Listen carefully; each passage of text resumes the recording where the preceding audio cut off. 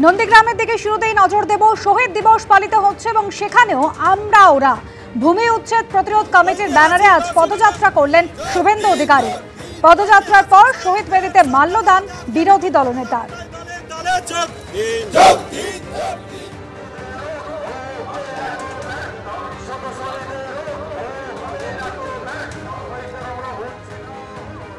নন্দীগ্রামে শহীদ দিবস পালনের অনুষ্ঠানে কটাক্ষ শুভেন্দু অধিকারী। তার বক্তব্য, প্রতি বছরই তারা এই দিন পালন করেন।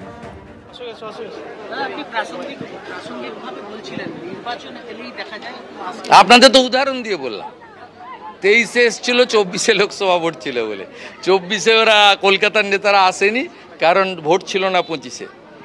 এবারে হয়তো আসবে, কেউ কেউ বলছিল আসছে। আমাকে কি একজন বলছিল, ভাই স্নেহাশিস চক্রবর্তী, তিনি পরিবহন মন্ত্রীও বটে, আসছেন।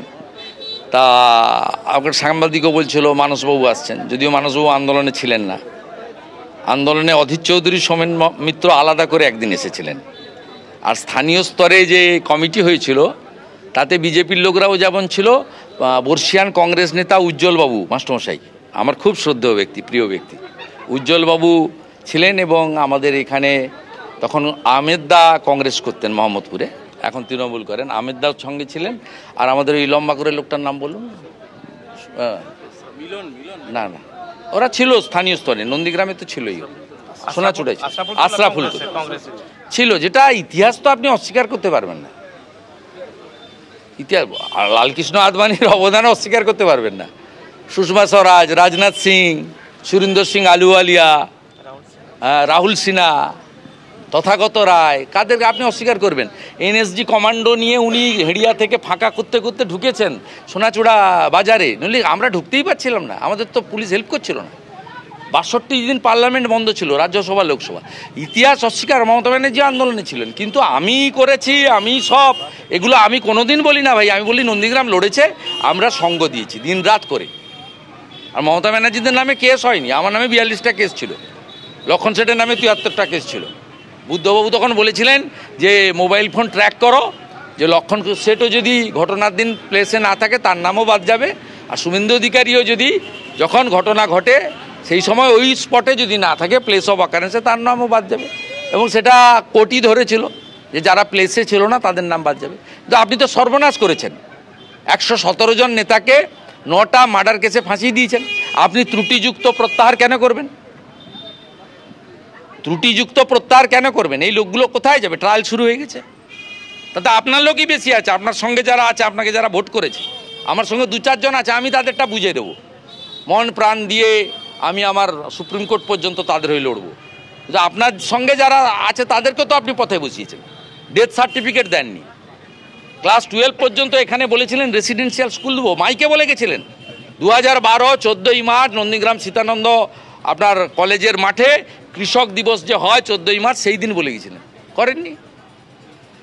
ওই শহীদ মিনারে আপনাকে উদ্বোধনে ডাকিনি বলে আমার উপর আপনার রাগ ছিল। আরে আপনাকে দিয়ে উদ্বোধন করবো কেন? আমি ফিরোজা বিবি আর রাধারানী আড়িকে দিয়ে উদ্বোধন করেছি। ফিরোজা বিবির তরতাজা বাচ্চা চলে গেছে, আমি ফিরোজা বিবিকে দিয়ে উদ্বোধন করেছি, তার সবচেয়ে ক্ষতি তার হয়েছে। আমি এমপি হয়েছি, আপনি মুখ্যমন্ত্রী হয়েছেন, আমরা তো পদ পেয়েছি, রাজনৈতিক ক্ষমতার স্বাদ পেয়েছি। ফিরোজা বিবি তো বাচ্চা চলে গেছে, রাধারানী আড়িকে তো দুবার শারীরিক নির্যাতন করেছে, যা মুখের ভাষায় করা যাবে না। সব ইতিহাস আপনি অস্বীকার করতে পারবেন না। আপনি ক্ষমার অযোগ্য কাজ করেছেন, শহীদ পরিবারের লোকেদেরকে ডেথ সার্টিফিকেট দেননি।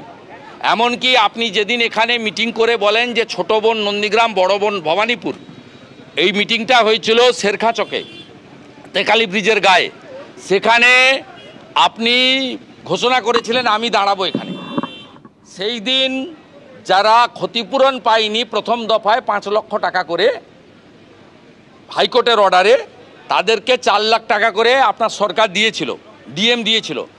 4 জন ওই কর্মসূচিতে যায়নি বলে, আমার সঙ্গে বিজেপিতে গেছিল বলে আপনি তাদেরকে টাকা দেননি।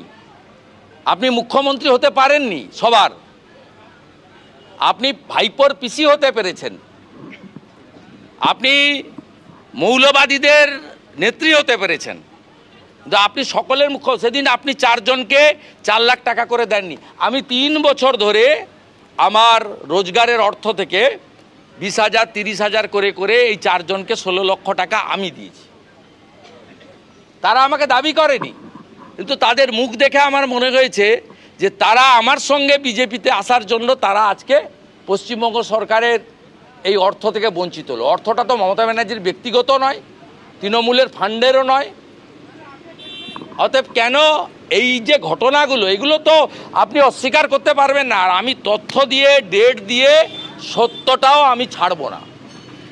আমি পরিষ্কার বলে যাই, আসল পরিবর্তন 11তে হয়নি।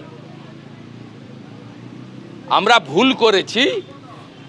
একজন পরিবারবাদী, দুর্নীতিগ্রস্ত, বেকারদের সর্বনাশকারী, হিন্দু নিধনকারী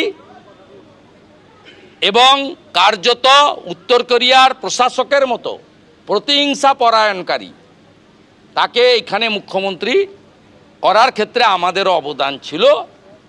আমরা স্বীকার করি আমরা ভুল করেছি। জনগণকে নিয়ে আমরাই আসল পরিবর্তন আনব। বোতলের পরিবর্তন হয়েছে, মদের পরিবর্তন হয়নি। তৃণমূল নেতৃত্বরা দাবি করছে যে আইনি পরিষেবা দেওয়া হবে আন্দোলনকারীদের, তাদের যে সমস্ত সমর্থক। দিন না, ক্ষতি কি আছে? আপনাদের অনেক টাকা আছে, দিন না। ভারতবর্ষের সেকেন্ড লার্জেস্ট ইকোনমিক্যাল পার্টি আপনারা। 1600 কোটি টাকা আপনাদের অ্যাকাউন্টে আছে। দাঁড় করান বড় বড় লয়ার, দাঁড় করিয়ে সাহায্য করুন, কোনো ক্ষতি নেই। নন্দীগ্রামের যে কোনো লোক, যে কোনো দলের, যে কোনো ধর্মের লোক রথিবালা আড়ি দেবব্রত মাইতিকে হত্যাকারী ছাড়া তাদেরকে আপনারা সাহায্য করুন, আমি করব। কিন্তু রথিবালা আড়ি দেবব্রত মাইতিকে যারা খুন করেছে হিন্দু হওয়ার জন্য, তাদেরকে ক্ষমা নাই, ক্ষমা নাই, ক্ষমা নাই।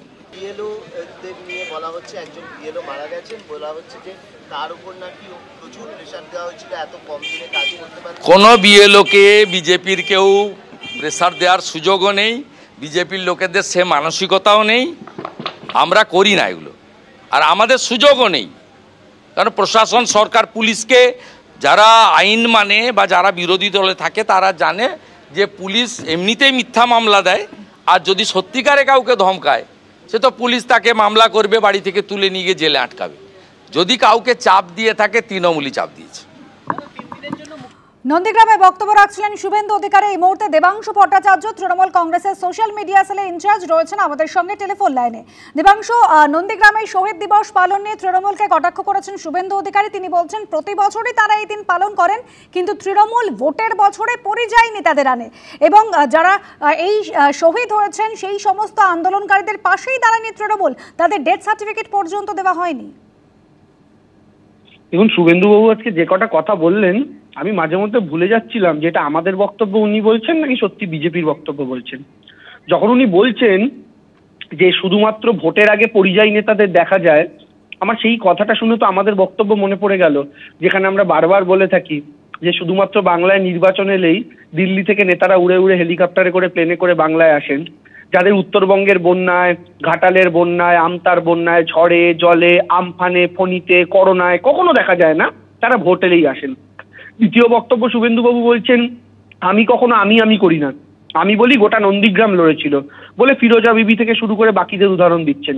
কি অদ্ভুত লাগে, এই শুভেন্দু অধিকারী যে নন্দীগ্রাম একসাথে লড়েছিল বলছেন, যাদের বুকে গুলি লেগেছিল তাতে কোনো হিন্দু মুসলমানের বিভেদ ছিল না, আজকে সেই শুভেন্দু অধিকারী গোটা নন্দীগ্রামটাকে হিন্দু মুসলমানে ভাগ করে দিয়েছেন।